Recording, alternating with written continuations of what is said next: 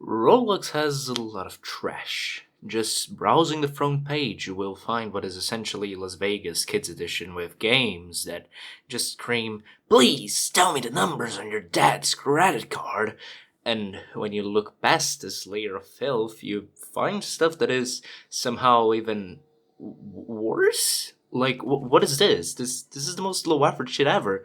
And on top of that, is that a floating hat? Oh god, it's coming for me.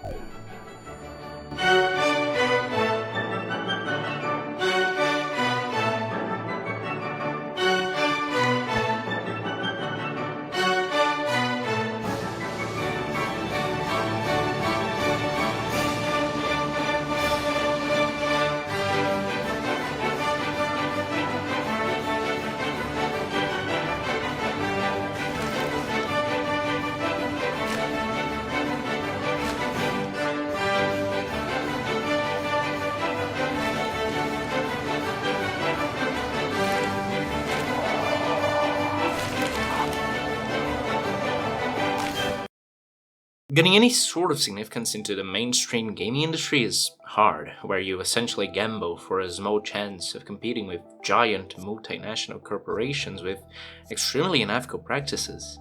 That is, if you even get lucky enough to not have your game buried beneath the thousands of Unity assets stored free to play games on Steam.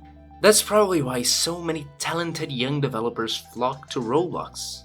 It's simply a better deal, with the low cost of being exploited even harder than the normal member of the working class. As much as this needs to change, I am not here to study the video game industry through a Marxist philosophical lens. That's my next video. At the end of the day, as shitty as the situation is, this means that some really good shit ends up there. And it is often really impressive given how limited the engine is. For instance, this is Phantom Forces, a fast-paced movement shooter that ends up being more or less a mix between Battlefield 4, COD Modern Warfare, and Counter-Strike on steroids.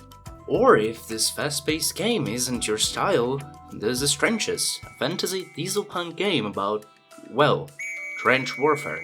It comes with digging holes, placing barbed wire, a constant barrage of artillery shells and bullets in no man's land, and a fair bit of PTSD. Or perhaps if you'd prefer something less violent, well, there are always games like Retail Tycoon 2, a store management game where you build your little retail shop, buy stock, and exploit teenagers working for less than minimum wage. There most certainly is something for you here, whether you are a bloodthirsty gamer, a raging Sabaton fan with an unhealthy obsession for the British Mark I tank, a capitalist, or whatever. All of these games have an insane amount of effort put into them, and I must recognize that. But I also must recognize that they are all bitten by a single title for a simple reason. With very few exceptions, like Trenches, which frankly deserves a video on its own, Roblox games are unoriginal. Arsenal is just cartoony CSGO, Phantom Forces is just a generic modern shooter, and most other games around here are just generic minigame collections. But there is one that breaks the norm. There is one game that deserves all the spotlights. I'm talking about a narrative-driven, stealth-focused, tactical shooter with great characters, themes of loss and revenge, and an intricate narrative about ends that don't justify the means, and the morality of fighting fire with fire. If you somehow haven't guessed yet, I'm talking about Entry Point.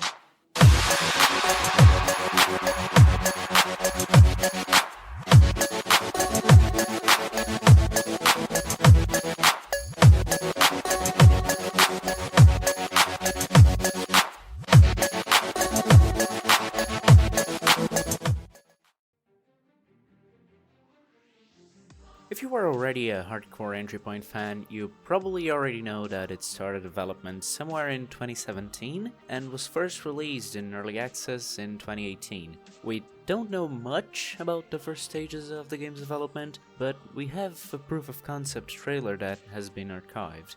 First of all, the trailer shows that the main inspirations of the game had already been laid out very early in its creation process. It opens up with a shot of the player climbing over a fence, much like we'd later get with the opening cutscene in the final game. Not only does this trailer reveal that the game was always supposed to have a more cinematic and dark tone, it also shows us that the game originally leaned in much more heavily into being a stealth-focused and mechanically realistic game, with suppressors that get worn out with use and a scarce ammo pool being the main examples of that. What we also can't help but notice is the apparent lack of customization. According to the wiki, in this early access iteration of the game there was a main character named Mouse, contrary to the final game's Freelancer, who is almost a blank slate for the player. For an entry point player this is almost inconceivable.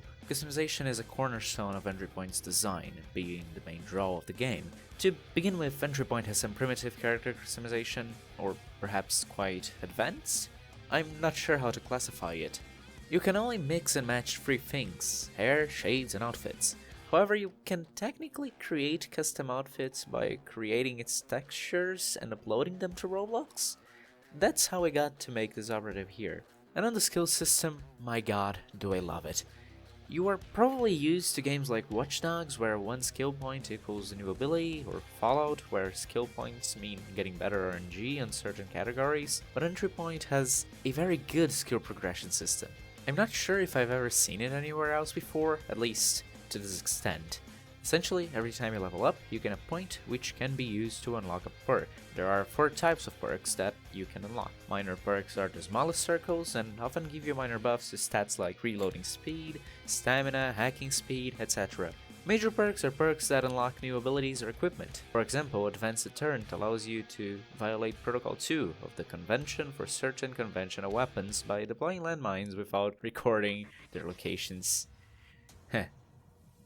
Weapon Mastery perks give you a massive buff to certain types of weapons, like the Pistol Mastery perk, allowing you to go akimbo. Finally, class perks are the perks associated with certain classes. These are the Art of Steel for the Thief, Prodigy for the Hacker, Combat Mastery for the Mercenary, and Demolitions Expert for the Engineer. There is, however, one condition. You need to already own a perk adjacent to it. This means that you can't just go in and grab your favorites, you have to think about it. Which route is the least expensive? Which route will give more useful things? This plays right into another incredible mechanic of entry point: hybrid classes. Have you ever wanted to simultaneously hack a computer and detonate a stack of plastic explosives in a wall? Or perhaps you wanted to have more health and stamina while be able to unlock doors easily and stealthily? Well, hybrid classes let you do that. For only $0.22 and 0 cents, you can now choose between becoming a juggernaut, technician, infiltrator or commando, specialist or a breacher. Call 555-0111 to acquire a hybrid class now.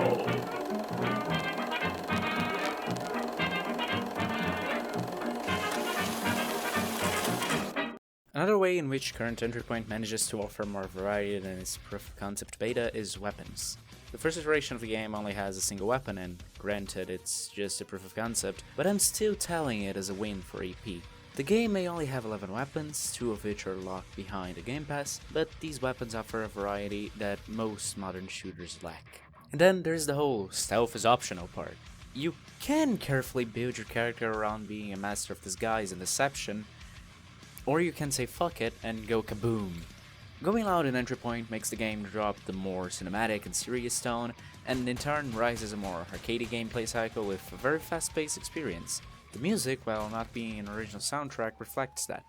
Stealth, on the other hand, is more slow and methodical. It's often less about mechanical skill and game knowledge, and more about improvisation and the capability of memorizing what you've seen. To understand why, it is important to understand how these two modes work.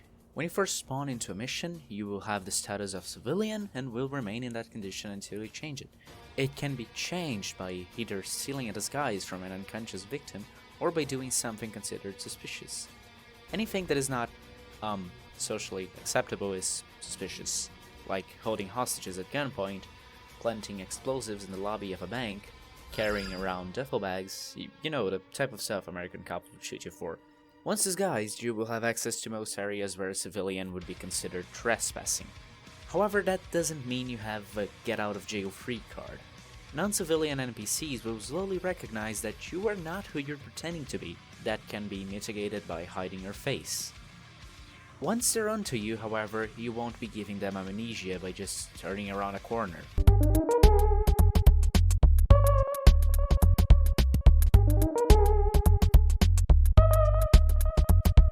Once detection reaches 2 bars, guards will become suspicious, telegraphed to the player by a question mark above their heads, and often a radio icon signaling that they are in contact with the rest of the team.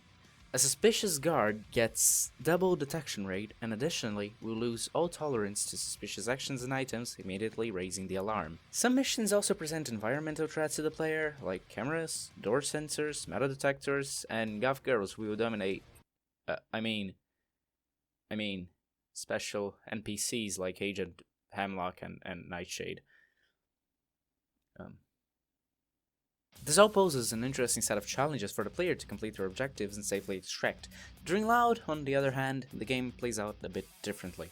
Again, a few very basic concepts. When the alarm sounds, civilian NPCs will run for the nearest exit, except in the financier, where Ryan Ross will rush to his panic room. Guards, on the other hand, will assume a defensive position wherever they are. After some time passes, the assault waves begin. Enemies like SWAT, ETF, and TRU come in waves comprised of 10 squads of 3 that will absolutely shred you on higher difficulties. A single meat shot from a shotgun-wielding Canadian will have you begging for mercy, and snipers are mostly guaranteed to strip away half of your health on legend difficulty. This emphasizes the use of cover and armor, as well as a more cautious playstyle. Enemy AI is also really well developed. First of all, the foundation of enemy AI is the assault organization. It is split into 3 phases: breaching, shootout, and exit. During the breach phase, enemies will identify an entry point into a section of the map, find cover, and take it. They will then move to the shootout phase, where they engage with any hostiles in the area, using cover and stun grenades to try and win the engagement. If they eliminate all hostiles or fall at a disadvantage, they will move into the exit phase, where they will move on to the next area, usually trying to camp objectives or ambush the player. It is not uncommon for a squad to break off from the main assault team to flank the player. In stealth, enemy AI is also really interesting, but not as significant. Essentially, civilians NPCs will roam the map using their computers and other services like the food court in the SCRS or the printers in the deposit. Guard NPCs will also roam, but in a patrol pattern. NPCs can be alerted by suspicious items, broken windows and doors, or players acting up. Most NPCs can also be taken hostage by being threatened with a gun, and hostages can be moved around by the player and will try to escape when left unattended, or if they see the player attacking hostages. NPCs will also turn to the source of certain sounds like suppressed gun firings and glass breaking if they hear it.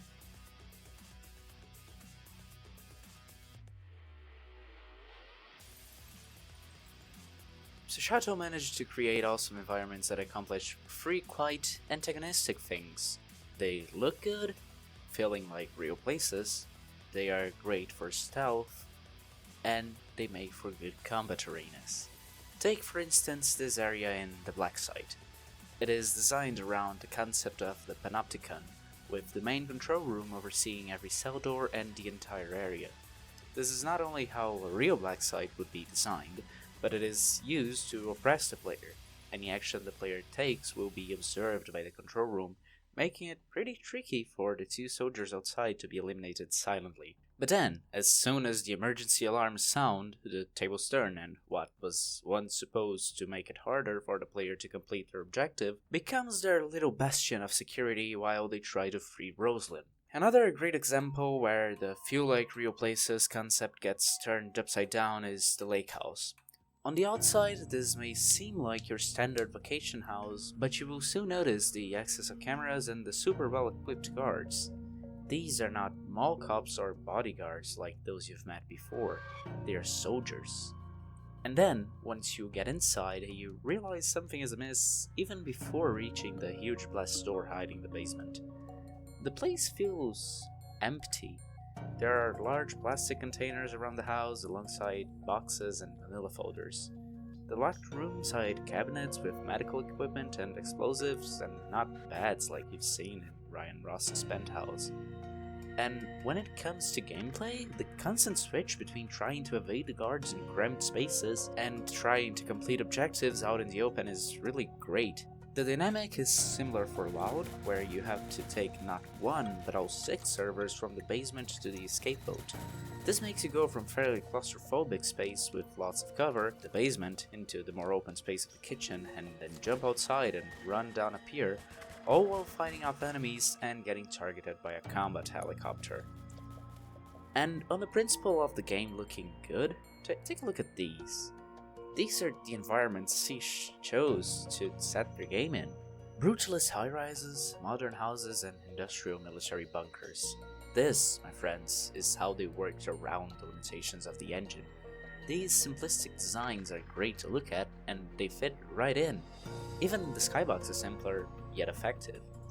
Entry Point has a very interesting art style too. It feels realistic, but it sticks to Roblox's primitive shapes and base textures. It's low poly, sure, but it somehow manages to also be high fidelity. And real quick, pay attention to these environments. Which one of these is the military bunker in Alaska? Exactly. And which one of these is the secret HQ of the Service Canadien du...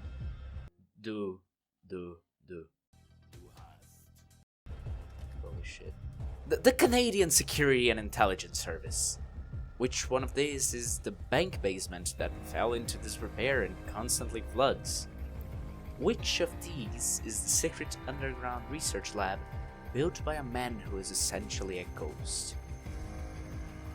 The chateau transmits a lot of information through the color palette. White is synonym with the facade. It tells the player that they are in a clean, almost sterile environment. The gray, on the other hand, symbolizes the more industrial and behind-the-scenes locations. The more yellow variations of the concrete textures are used to show that the place is poorly maintained, and the brightness of the texture also helps to set the tone. The lighter tone of black dusk gives the military bunker a drier air, and the darker tones in the lake house show the place is cold and humid. Similar strategy is used in the black site. Wargate feels humid and cold, which would be expected from an underground bunker in Alaska. This then contrasts to the very sterile vibe of the cell block, a section of the base dedicated exclusively to dehumanizing prisoners to break their morale. Sish also uses texture to convey light. You could play the entirety of Entry Point after running Mad Full Bright 1 without even realizing it. In fact, we do that already. The game has a very primitive lighting and it uses the most simply rendering option available with the ROBLOX engine.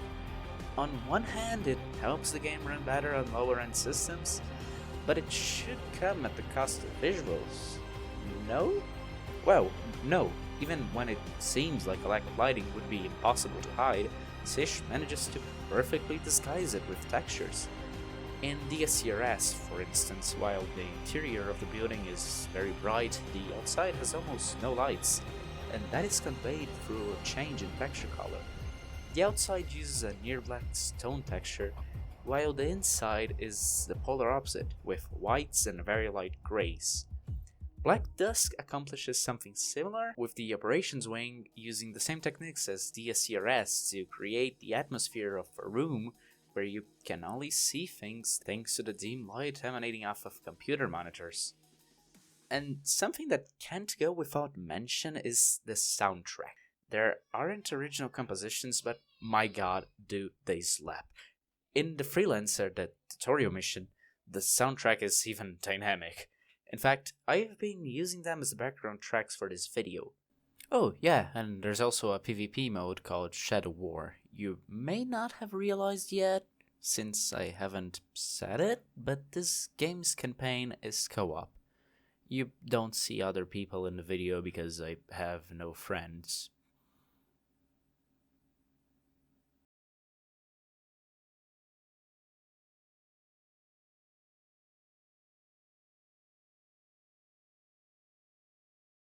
Anyways, Shadow War is a simple attack defend game where players join teams of up to 4 people. The maps are really well designed with ample flank routes, opportunity for traps, and large sightlines. The frailness of the player, it is not uncommon to die with 1 or 2 shots, incentivizes a more cautious and tactical playstyle. I will never forget that one time in Cape May where my entire team got sniped out of existence within the first 5 seconds of the round, and I was then forced to fool the enemy and sneak my way past them.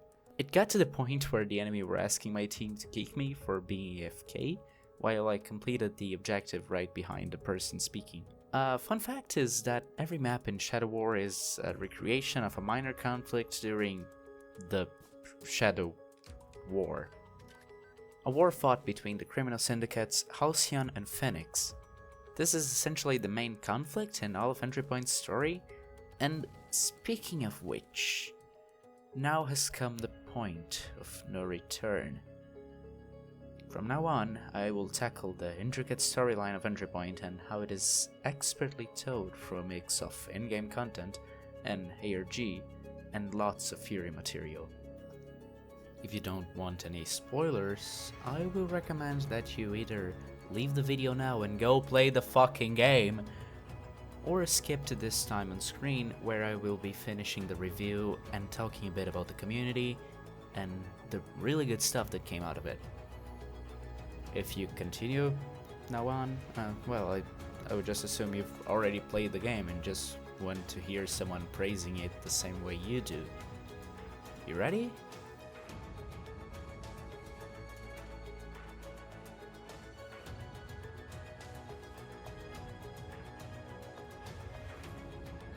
So, editing mic here, I just realized that I forgot to add to the script that the narrative in Entry Point is non-linear. So you don't unlock stuff in order. The first mission you do is the deposit, which is chronologically the 4th mission you'd be doing. We can now go back to the show. The game opens up with a very simple premise. After showing the Dawn Valley Defense Laboratories attack and introducing a freelancer, it is shown to us in the Halcyon cutscene. This is the director, the leader of an underground international criminal syndicate called Halcyon. They were responsible for the Dawn Valley DL attack, and they hired you to steal from the police and discover what happened to the operation after the operatives lost contact with their headquarters. This is Jackdaw, a former Halcyon operative who went rogue and had to be assassinated. He was presumed dead for 5 years until he resurfaced in April 2012 to ambush the team extracting from Dawn Valley. You, the player, is then hired and the game begins. The narrative initially presented as a simple war between criminals. Halcyon is the main criminal organization in North America and Western Europe, with its operations stretching all the way around the globe. Jackdaw wants to destroy that, and therefore is target number 1. Every mission you play at Entry Point revolves around this conflict. And then, all of a sudden, you unlock a cutscene where you're working with Jackdaw. This caught everyone off guard, and all sorts of theories popped up back then. Maybe you were a double agent, perhaps the player defected for money, or maybe this isn't even the player, perhaps it is showing someone else's point of view, preparing the ground for a massive plot twist about Ren or Falcon. And then they were all shot down with a dedication cutscene, where you get shot in the back by Ren for being a traitor.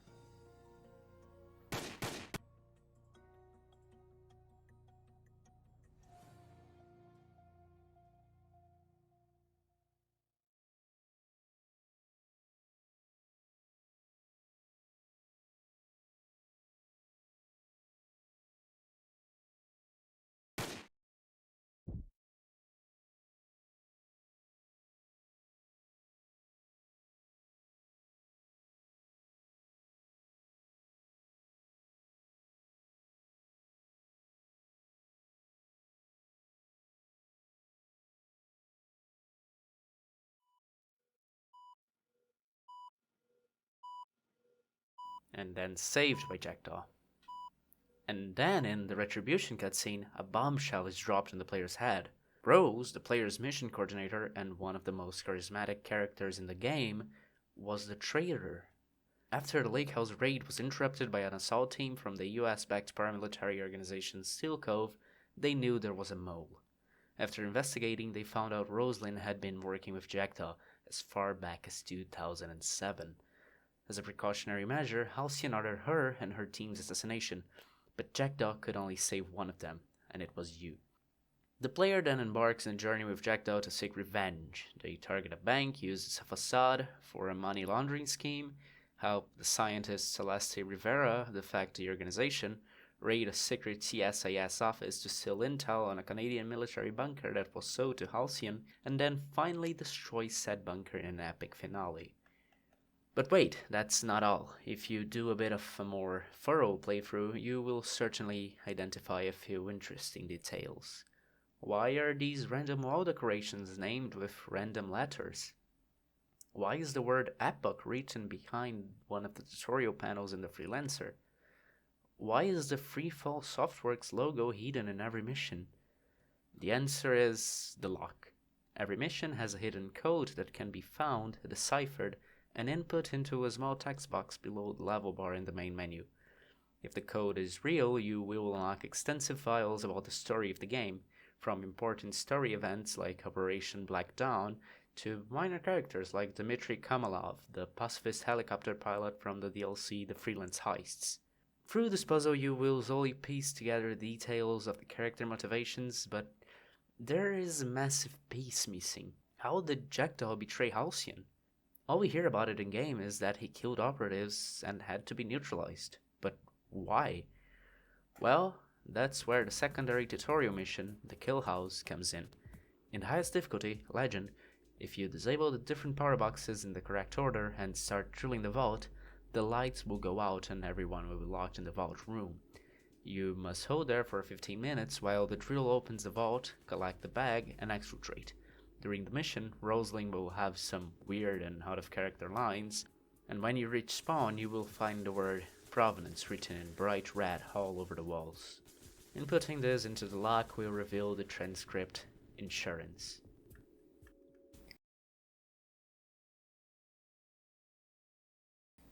Transcript Insurance 2007-05-05. Matsuda and Lavin are getting nervous. Well, they've seen 3 accidents in 2 years. It seems they finally put the pieces together. You want it dealt with? Is that a question? Of course not. I understand how important this is. Good. My intel says they're meeting tonight at Trinity Bellwoods. Don't think this paranoia will be healthy for them, Mr. Miles. Understood, sir. Let's put this to rest. I'll sleep easier when it's taken care of. This was a massive reveal when it was first discovered. We knew Mr. Miles was Jackdaw. His log file reveals his name is Jack Miles. We also know from the Black Dusk file that they're talking about Daisuke Matsuda and Karina Levin, the last 2 members of Halcyon Board of Directors to die, both murdered in a drive-by shooting. Taking this into account, the only reasonable conclusion is that this is a conversation between Jackdaw and the director. If this is correct, then Operation Ember Shroud, where Jackdaw was supposed to have been eliminated by his own team, was the director's last move to take full control of Halcyon. All of a sudden, the character of Jackdaw is fully explained, and we finally understand his motivations. But this goes even deeper, because Jack is an unreliable narrator. He lies and manipulates the player constantly. Entry Point finished development in early 2020, with the Freelance Heist DLC being Sujato's last Roblox endeavor. In late 2022, however, a last luck code was found. If you start the mission Black Dusk with the loud setup while wearing the Golden Aegis mask, and complete the mission all the way until the deal with the complication objective, and then trek back into the director's office instead of fighting the Onyx unit, you will be able to open a door that was previously locked. Inside, you'll find a bedroom and some boxes with a manila folder named Confession. Learn the truth. Interacting with it and then inputting the word confession into the lock will reveal a series of transcripts between Rosling and Jackdaw.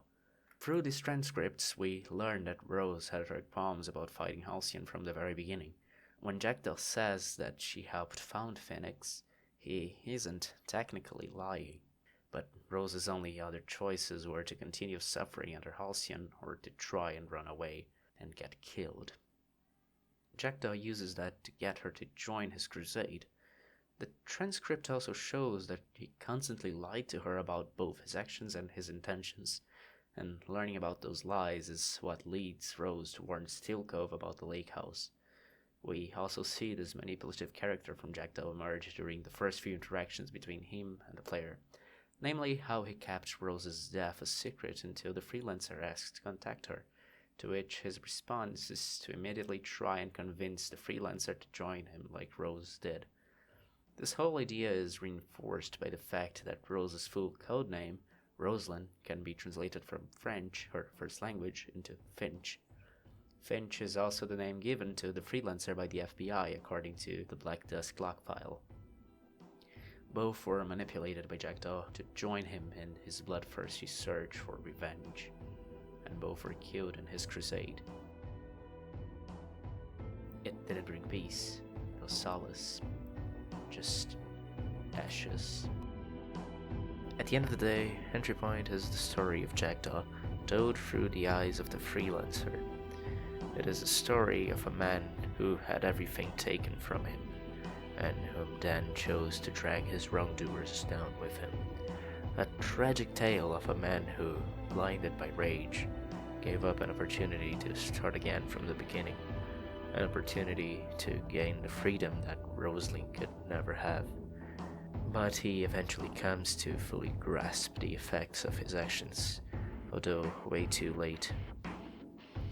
Jack's complete silence when finally killing the man who destroyed him and accomplishing the objective he had sketched out a decade ago in an underground hospital in Monaco is the first sign of that.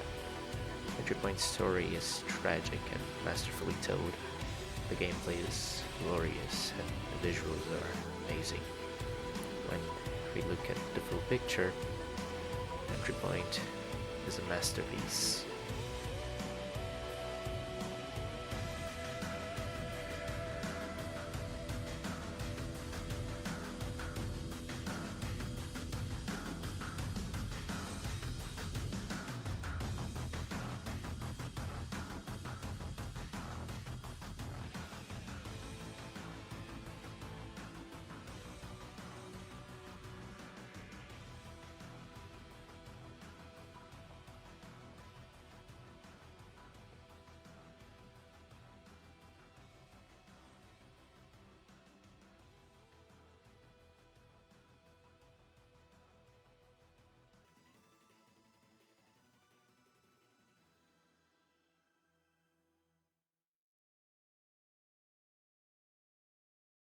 Hey there, thanks for watching until the end.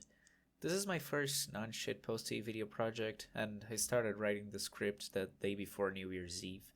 I actually started this on my old laptop, but my hard drive died halfway through editing it, and I just lost all progress. Once I got access to a computer again about a week ago, I was set on finishing it before getting back to school. That was, well, a week ago, and now here we are. I would like to just take a moment to say thank you to my internet friend Hapix Caramel, whose mere existence gave me enough willpower to not give up when my laptop died. I was too embarrassed to give up, to be honest. I would also like to thank Sashato for creating this awesome game. If my estimation is correct, I've sunken upwards of 500 hours into it. Of course, I can't not mention the community that gave me so many hours of fun and so many great memories. I will miss r/entry point. Oh, and thank you, the viewer, for not quitting halfway through. This video was made with shotgun, audacity, and lots of genuine passion. Don't expect anything like this from me anytime soon. I doubt I will be able to manage a project like this, my research and school all at the same time. But if I ever upload again, you can be sure it will be ambitious. So, goodbye. Hope I can meet you in game someday. That would be fun.